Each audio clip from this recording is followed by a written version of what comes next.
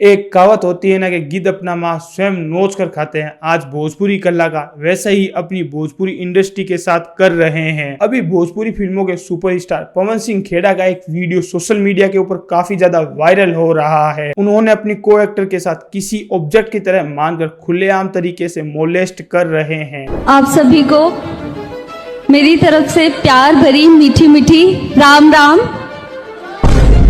एक बार बोल तो दिया करो राम राम। रुक रुक, कुछ लगा है, हटाओ हाथ। अरे हाथ हटाओ। तेरी बहन ब्याह करवा का। अरे यार हाथ हटाओ ना भैया। जब मैंने देखा मेरे सच में कुछ नहीं लगा था, तब मुझे बहुत ज्यादा बुरा लगा, गुस्सा आया और रोना। और भाई साहब, ये कोई एक आइसोलेटेड घटना नहीं है। अभी स्टेज के ऊपर खेसारी लाल यादव ने भी किसी एक लड़की के साथ बुरी और बदतमीजी के साथ बातें की है। सीधे झूठ बोलत दिया हमारे के केहू छुअल ही नहीं थे। तो जितना तारा बॉडी में सब बढ़ल चहल बावे, ये अपने से बढ़ गया। शरीर बढ़ गया, हाइट बढ़ गया, बाल बढ़ गया, ब्लाउज बढ़ गया। खुलेआम भोजपुरी स्टार के बड़े बड़े स्टार लोग और यहाँ तक कि ये भोजपुरी फिल्मों को जानने वाले बड़े बड़े एक्टर्स ये स्टेज के ऊपर ऐसी ऐसी हरकतें करते हैं। ये लड़कियों को इस तरीके से मोलेस्ट करते हैं कि वे भूल भी जाते हैं कि कहीं वे खड़े हैं और कहीं वे स्टेज के ऊपर बैठे हैं। सालों तक पवन सिंह खेड़ा और केसारी लाल यादव और नरवा जैसे बड़े बड़े सुपरस्टार ने भोजपुरी कल्चर को उन्होंने वल्गैरिटी के अंदर धकेलने के अंदर पूरी की पूरी कोशिश की है और उसके अंदर वे कामयाब भी हुए हैं।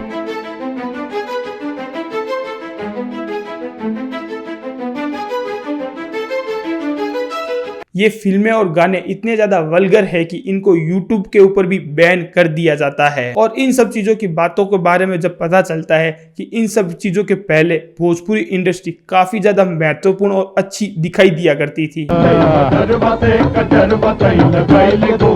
इनफैक्ट भोजपुरी सिनेमा एक समय के लिए बहुत ही ज्यादा फास्टेस्ट ग्रो इंडस्ट्री मानी जाती थी। यहाँ बॉलीवुड के बड़े बड़े स्टार, चाहे अमिताभ बच्चन हो चाहे मिथुन चक्रवर्ती हो, इन सब लोगों ने वहां पर काम किया है। सिर्फ इतना ही नहीं, दुनिया के लेजेंड सिंगर जैसे आशा भोसले और मोहम्मद रफी जैसे लोगों ने इन फिल्मों के अंदर गाने भी गाए हैं, अपनी आवाज को भी प्रेजेंट किया है। और इन सब के बावजूद भी आज भोजपुरी इंडस्ट्री पूरी की पूरी वल्गर इंडस्ट्री बन चुकी है, जहां सिर्फ मूवीज को लेकर ऑलमोस्ट सिर्फ और सिर्फ ठरक ही दिखाई जाती है।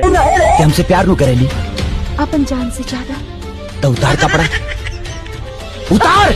लेकिन ये सब चीजें अगर ठरक बेचने तक ही लिमिट रहता तब भी हम मान लेते, लेकिन ये सारी चीजें सिर्फ और सिर्फ व्यापार चलाया जा रहा है। आज बिहार की सोसाइटी के अंदर बहुत ही ज्यादा यूथ और बहुत ही ज्यादा लड़कियों के मामले के अंदर उनको ऐसा नैरेटिव फैलाया जा रहा है, उनको एक ऑब्जेक्ट की तरह प्रेजेंट किया जा रहा है। आज भोजपुरी फिल्मों के अंदर इस प्रकार की इंडस्ट्री में असर पड़ रहा है कि वहां के लड़कों के अंदर टॉप रिसर्च के ऊपर वजाइना आज भी नंबर 1 पर आती है। बच्चे भी खुलेआम लड़कियों को ऑब्जेक्टिफाइड तरीके से लगातार देख रहे हैं।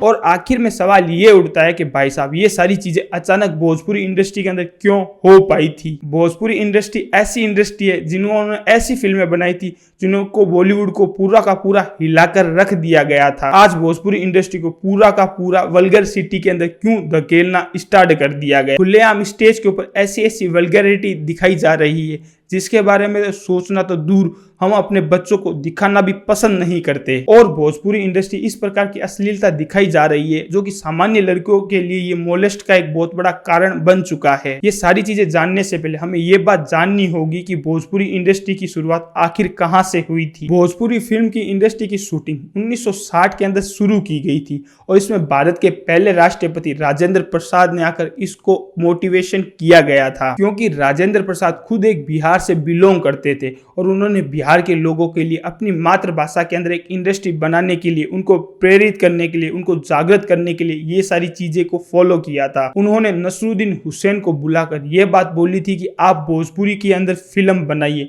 ताकि वहां के लोगों की और वहां की जनता के लोगों के अंदर विकास हो सके। बिहार के लोग और पूर्वांचल के लोग अपनी भाषा के साथ ताकि इसे अच्छे से जुड़ सके। और 1963 के अंदर बिहार के अंदर सबसे पहले भोजपुरी के अंदर फिल्म रिलीज की गई थी, गंगा मोहे पियर तो चढ़े रे। और ये फिल्म इतनी ज्यादा सुपर डुपर हिट हुई थी कि सबसे पहले इसको बिहार और यूपी के अंदर ही चलाया गया था।